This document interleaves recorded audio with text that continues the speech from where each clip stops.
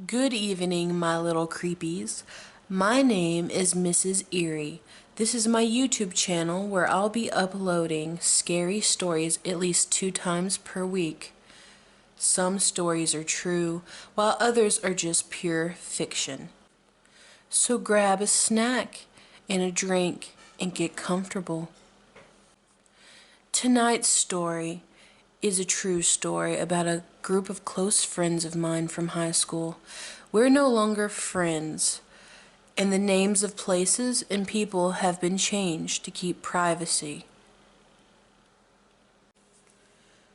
Summer was quickly approaching. The year was 2009. My friends and I were super excited because this meant we would be seniors soon.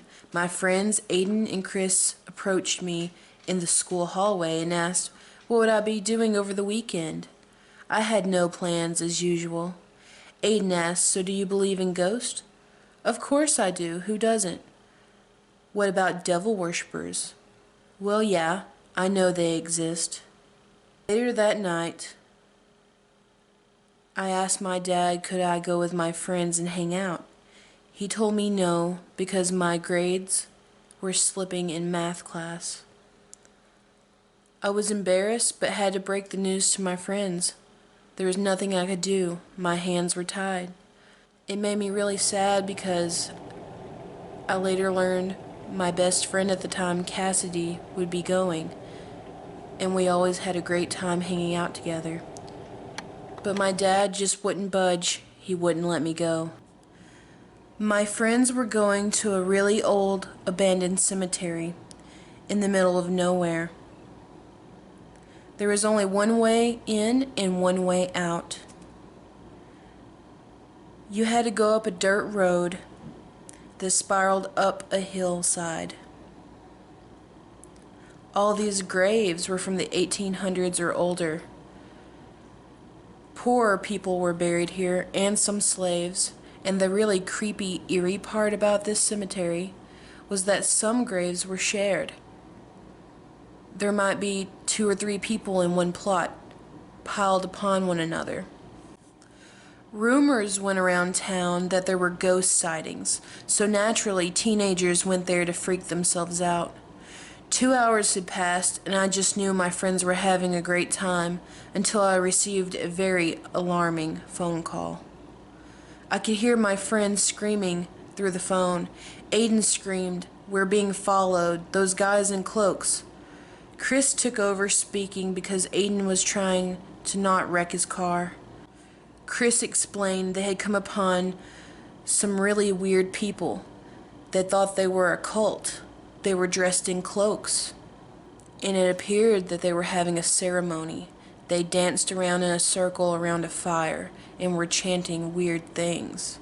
But before they could get out of there without being noticed, my friend Aiden thought it would be a good idea to videotape them.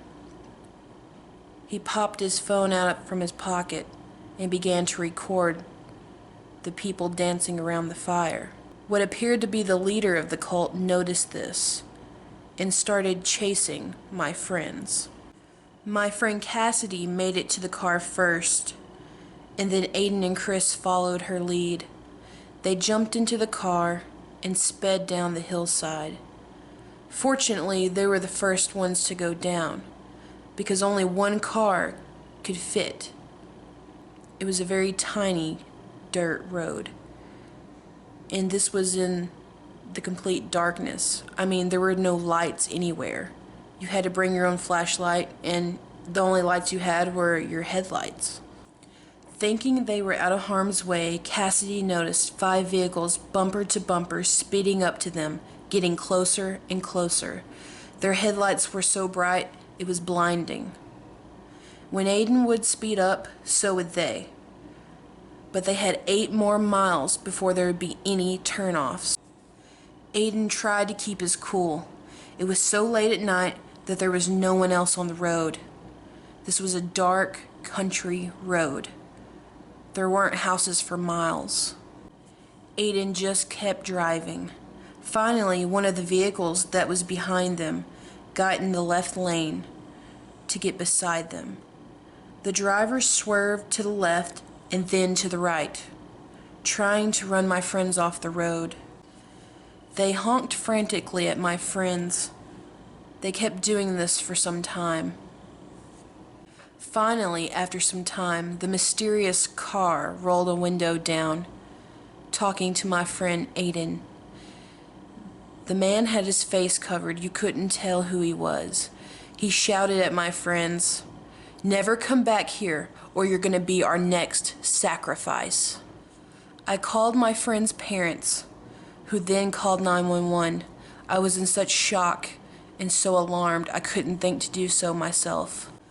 1 hour and 30 minutes later, my friend Cassidy calls crying. They wrecked the car. Fortunately, my friends were safe and sound. They had made it home. Cassidy said after they wrecked the car, the guys in cloaks pulled over. They came up to the car and started dancing around it in a circle, just like before around the fire. They started chanting some words my friends never recognized. And then, just when things couldn't get much scarier, they started banging on the car windows and doors.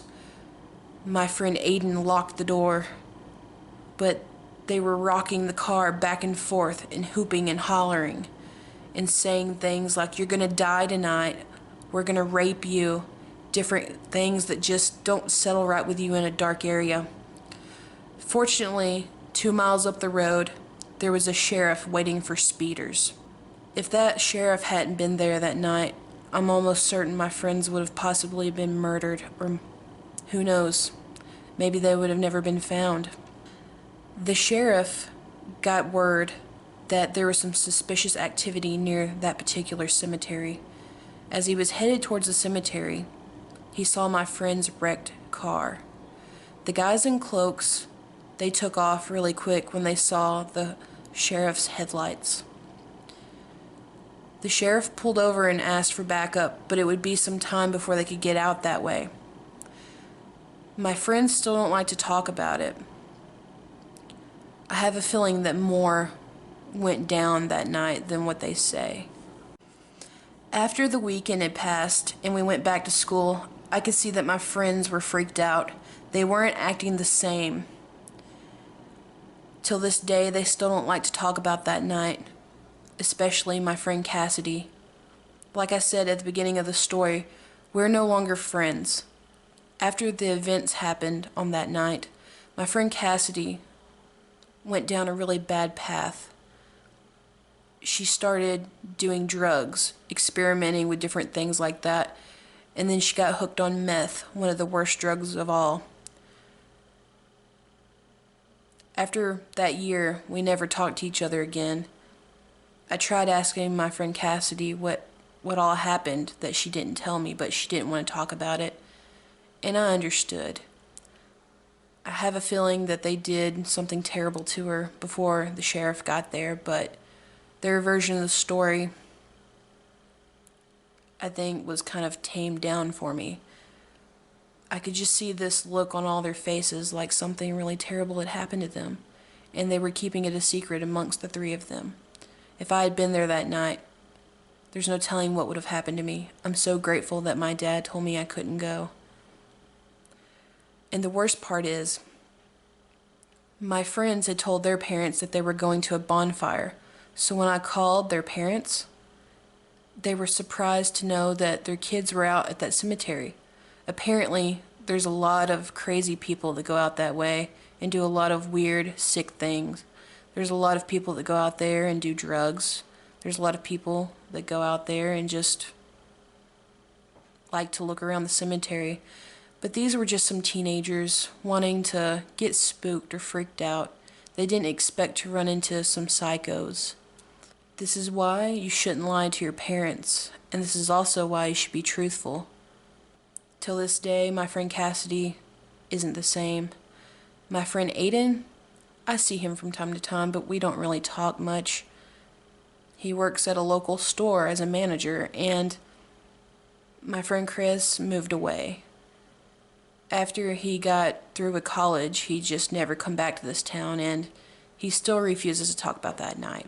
So This is my story, and I hope you guys enjoyed it. Remember to comment, rate, and subscribe, and I hope you have sweet nightmares.